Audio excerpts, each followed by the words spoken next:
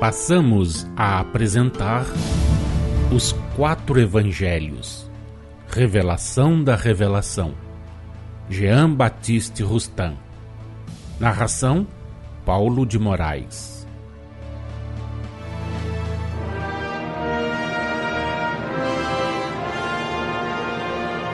Continuando no nosso estudo, vamos agora ao versículo 3º do capítulo 14 do Evangelho de Jesus, segundo João, onde podemos ler estas palavras do Divino Mestre.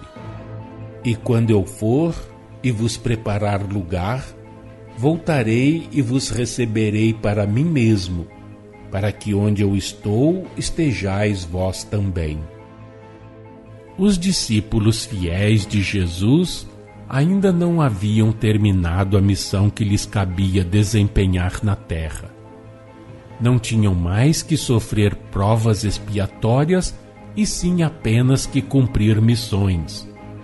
Dizemos provas expiatórias porque para o espírito que ainda não tomou lugar pela sua perfeição entre os puros espíritos, há prova nas missões de que se encarregue. Segundo o espírito despojado da letra, essas palavras do Mestre significam: depois que eu me tiver afastado definitivamente da terra, concluída a minha missão terrena, quando vós, tendo terminado a vossa entre os homens, houverdes sob a minha direção desempenhado a vossa missão espiritual, continuado o vosso desenvolvimento e o vosso progresso, quando houverdes, nos tempos determinados, cumprido a nova missão que vos está destinada no seio da humanidade, quando eu vos tiver, desse modo, disposto o lugar, voltarei conforme tenho predito. Preparados pela perfeição que tereis alcançado e pela pureza perfeita que tereis adquirido, chamar-vos-ei a mim, a fim de que, onde eu estiver, estejais comigo como puros espíritos. Deveis compreender que na época do segundo advento de Jesus, os espíritos então encarnados, ou, por melhor dizer, incorporados no vosso planeta, estarão quase a atingir a perfeição. Os discípulos, que muito antes de vós entraram na senda do progresso, que nesta se mantiveram e que por ela terão avançado sempre, estarão prestes, nessa época, a tornarem-se puros espíritos. Referindo-se ao seu segundo advento, pelas palavras que constam dos versículos acima, dirigidas aos discípulos, Jesus alude à época em que a fé, escoimada de todo erro, terá purificado de toda falta o homem. Estais no início dessa era, que é a do advento do Espírito, porém, longe vos achais ainda de haver dado um passo nesse sentido. Versículos 4 a 6. E vós sabeis o caminho para onde eu vou. Disse-lhe Tomé: Senhor, não sabemos para onde vais. Como saber o caminho? Respondeu-lhe Jesus: Eu sou o caminho e a verdade e a vida. Ninguém vem ao Pai senão por mim.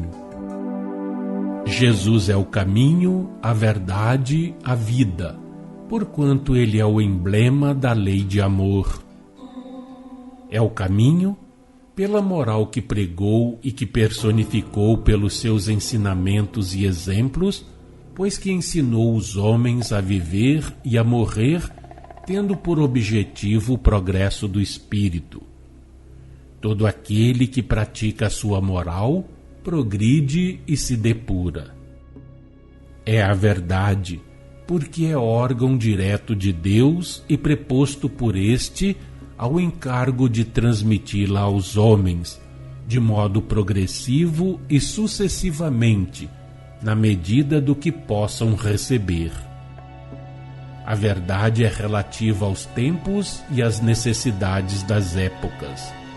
É una, porém mais ou menos encoberta, não se desenvolvendo aos olhares humanos, senão à medida que o homem a pode suportar e compreender.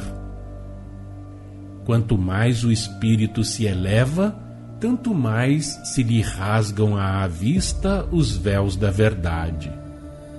A verdade é o conhecimento de todo o princípio, que assim na ordem física, como na ordem moral e na intelectual, conduz a humanidade ao seu aperfeiçoamento, à fraternidade, ao amor universal, mediante sinceras aspirações ao espiritualismo, ou, se quiserdes, à espiritualidade.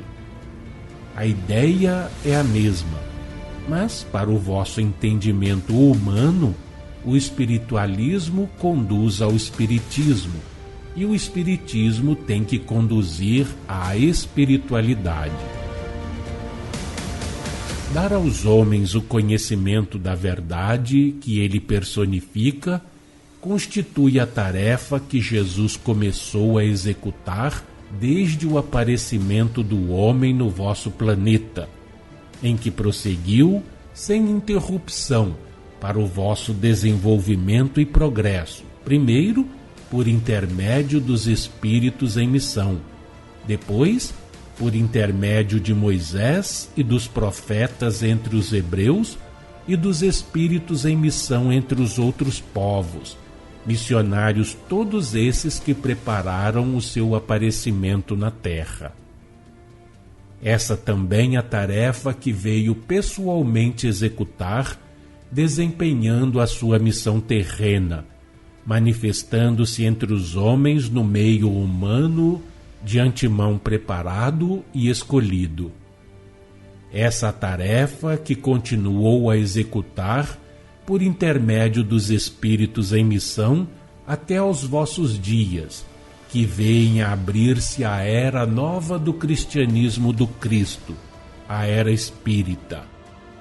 Tarefa cuja execução ele vai continuar através dessa era nova, por intermédio de Messias ou enviados, de espíritos em missão, órgãos do Espírito da Verdade, até ao dia do seu segundo advento, no qual, sendo ele próprio Espírito da Verdade, como complemento e sanção da verdade, virá, mas dessa vez em todo o seu fulgor espiritual, ao vosso planeta depurado, mostrar a verdade sem véu às criaturas igualmente depuradas.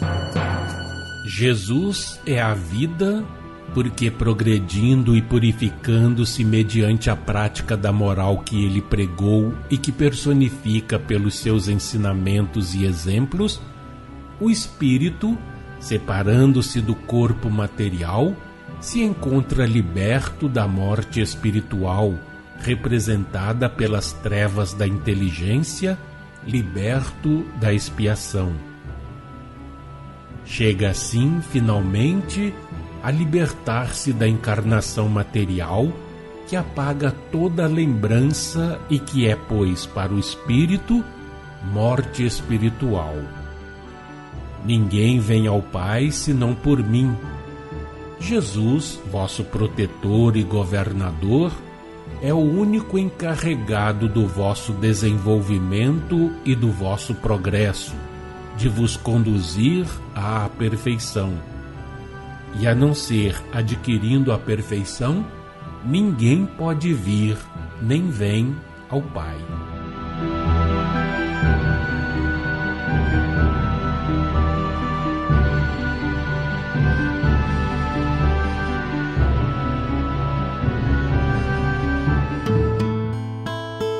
Acompanhe no próximo programa mais um trecho de Os Quatro Evangelhos, Revelação da Revelação, Jean Baptiste Rustin.